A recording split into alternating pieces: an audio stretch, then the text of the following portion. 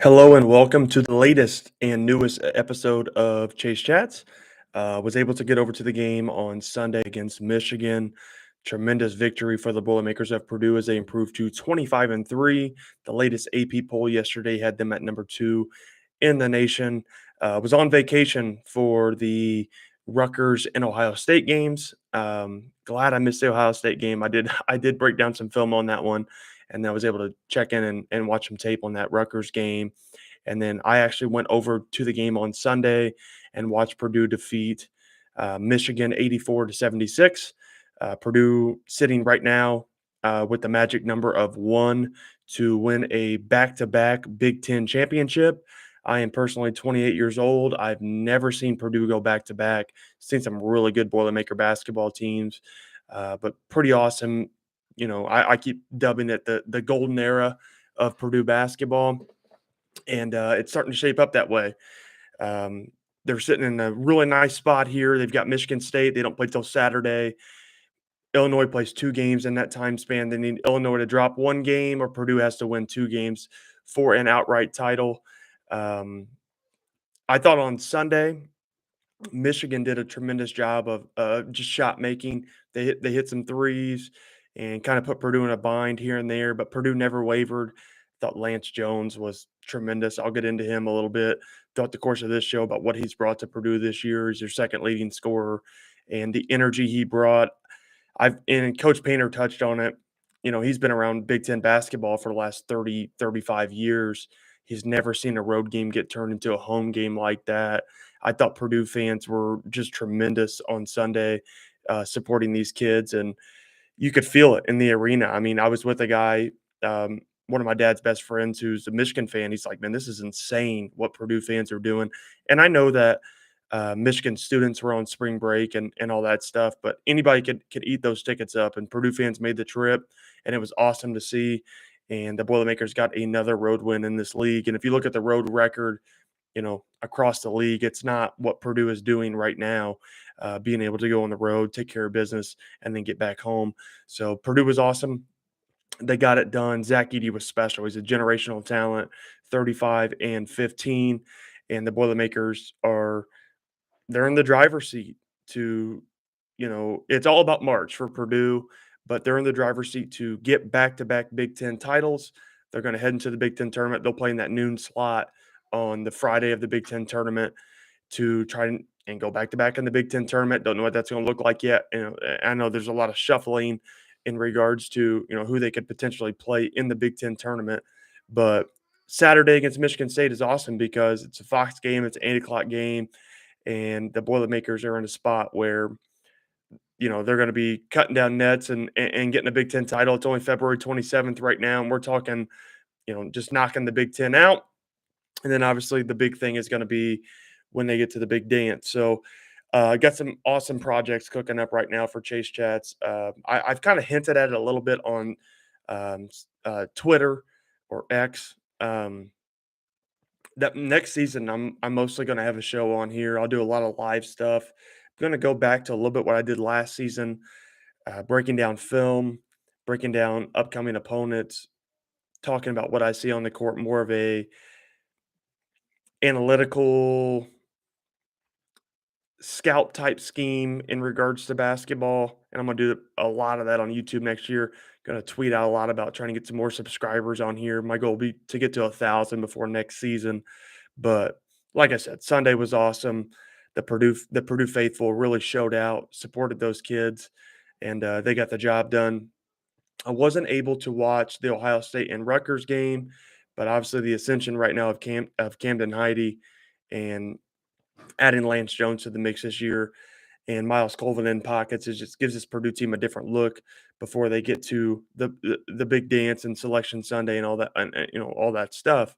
But the Boilermakers have done a tremendous job of positioning themselves for the Midwest. I had a show with my buddy Bobby Riddell about a month and a half ago, and I said they've got to start to position themselves for the Midwest, because the Midwest, if they're the number 1 seed, you get the benefit of playing the first 2 games potentially in Indianapolis. And then if you are lucky enough to advance, those following games, the Sweet 16, and Elite Eight would be in Detroit. And those 4 games, if you're lucky enough to play that many games, can be what happened on Sunday, where it becomes a home game for Purdue and get to the Midwest, and Purdue fans are going to be there. It seems like the rest of the nation has turned on Purdue. They don't like Purdue. They don't like how dominant Edie is or whatever it is. And get to Indy, get to Detroit, and you have a chance to do something pretty special, not being to a Final Four since 1980. I was born in 95, so I've obviously never seen anything like that. But we're entering a pretty special area here for Purdue and Boilermaker basketball for what could happen the next 5 to 6 weeks. I know I watched Zach Edey on the Scott Van Pelt show, and he was talking about wanting Zach to get to that final stage and walk off as a champion. And that's 6 weeks from yesterday is the final game in Phoenix. And for Purdue to get there and have that opportunity to play in Phoenix or play on that biggest stage, the Midwest is what would benefit Purdue because those first 2 games are at Gainbridge Fieldhouse. The next 2 are at Ford Field over in Detroit, and seeing what Purdue did in Michigan on Sunday. These Purdue fans are hungry. They're behind the kids. They're supporting the kids, and that would be kind of the perfect blend to see that success. So before we get to March, before we do those, hopefully those special things, I want to talk about the remainder of the season. Obviously, Purdue now is 1 game away. They play Michigan State on Saturday at Mackey. Then they head to Illinois for a midweek game. Then senior night, Zachary Edey's senior night is against Wisconsin. It's next Sunday. Just what he's done for Purdue.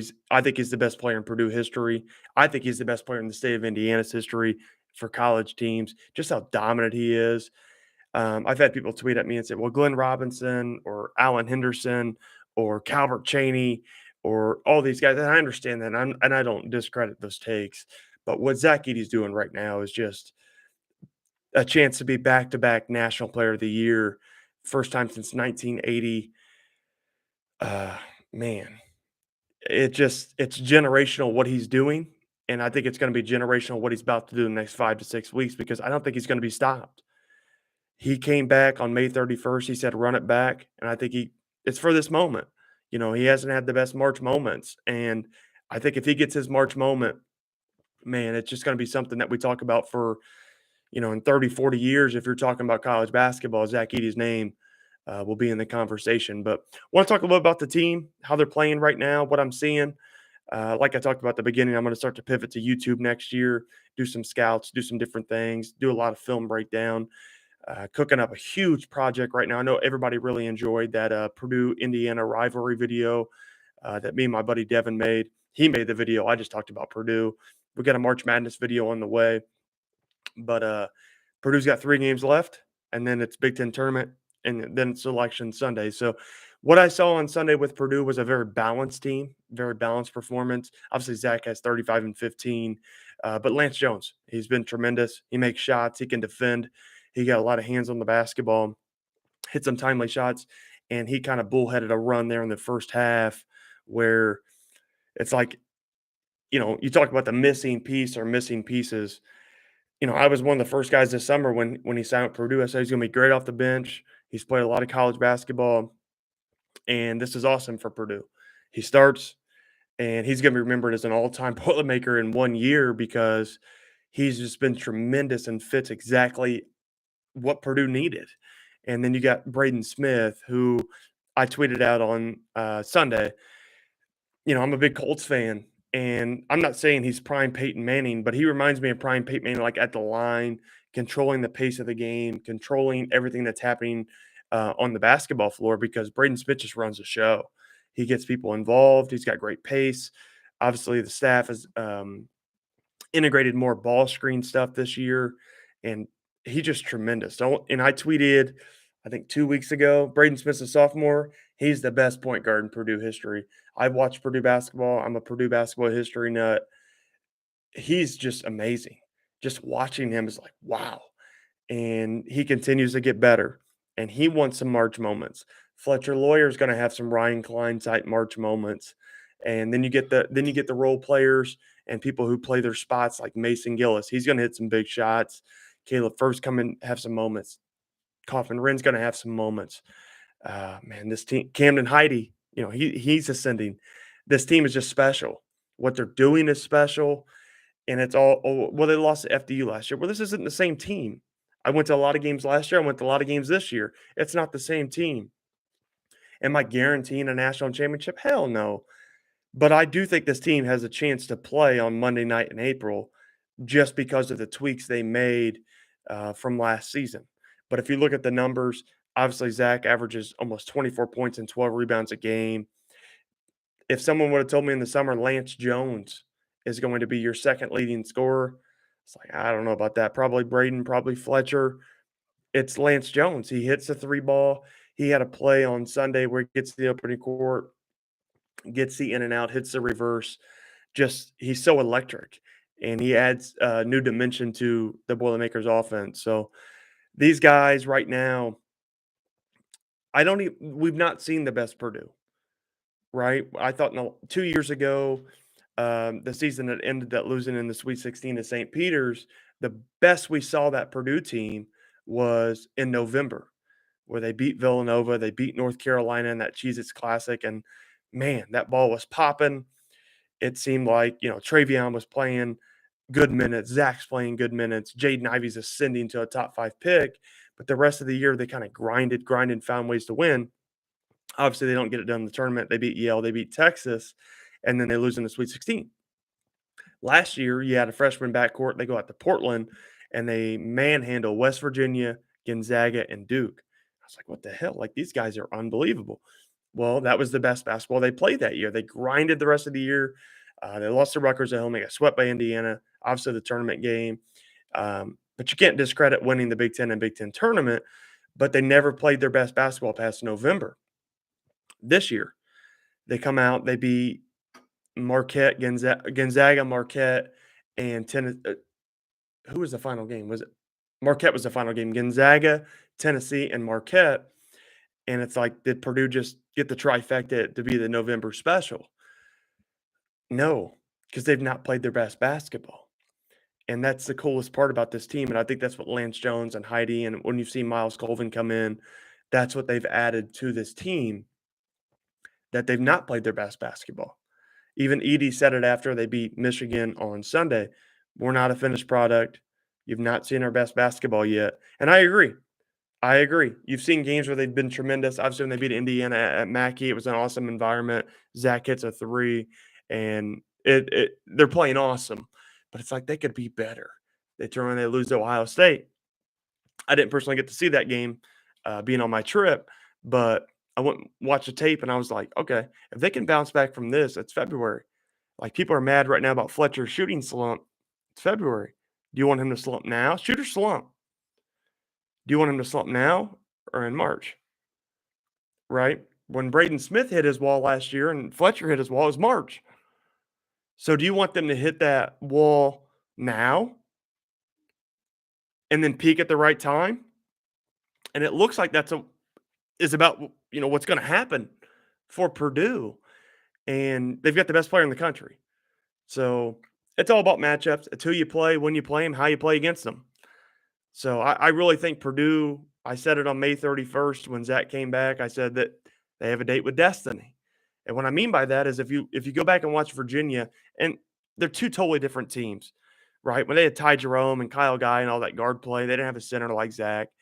But the program with Tony Bennett, the way he runs his program is very similar to Matt Painter. They do it the right way. They recruit the right kids. They get 3-4 year guys who buy into a system. That's what Purdue is. And I think Zach even elevates Purdue to a different level that you could see Purdue, Virginia, I think was down 4 times under 10 seconds in that NCAA tournament. One against Purdue, unfortunately. But I think you could see Purdue but not have as much difficulty getting through to Phoenix, even compared to that Virginia team in 19. So just looking at the team, we got 4 guys averaging double figures. Then you have a guy like Mason Gillis who can go off at any time. Kaufman Ring go off at any time. Camden Heide now has shown he can do it. So Purdue's very deep. They're very talented. and they really have a chance to do something very special that, me, I'm 28, and I've never seen them do uh, what I think they're about to do in the next 5 to 6 weeks. This is going to be a really short episode. I just want to hop on. I've been out of town those 2 games and then got to go to the Michigan game, but I think Purdue is about to do something really special. And when they do it, just being on the side of someone who supports them versus, oh, when's Purdue going to Purdue? When's Purdue going to lose? What double digit seed's going to beat Purdue? Nah, not this year. Nope. This is their time. This is their date with destiny. And Zach Edey, I do not think will be denied. But another episode of Chase Chats. I've got some awesome stuff lined up, some projects coming out. Like I said, next year I'm going to be on YouTube a ton. And obviously, I got my whole Purdue podcast room here, so you'll see me on all the podcast apps and YouTube Live next year, and post game, pregame, with all the channel cool stuff that you can do on here. So continue to follow these kids, continue to support, and enjoy, I think, the next 13, 14 games for the Boilermakers of Purdue.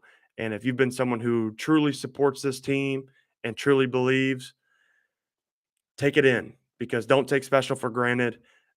Should have Bobby Riddell on again next week. I'm going to have Fletcher on before the Big Ten tournament.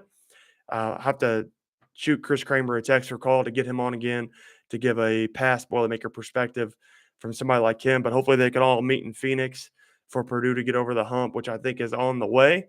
So I will see you guys soon. Catch me on X, catch me on YouTube right now. And then next season, I'll be on everything, mostly here in my Purdue podcast room, but continue to believe.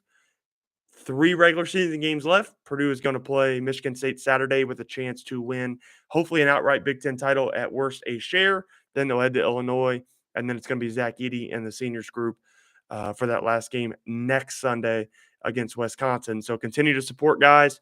Thank you for all you've done for the page. I'm going to start saying it on here. Like and subscribe to Chase Chats Boilermaker Basketball here on YouTube. And I will see you guys down the road, and Boiler up. And destiny is on the way.